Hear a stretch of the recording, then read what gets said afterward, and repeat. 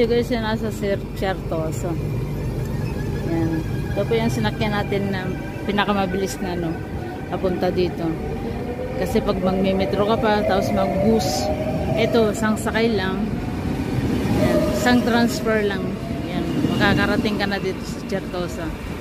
Medyo malayo na rin ito sa, ano, sa sentro eh. O, dadalawin natin yung ating kaibigan guys.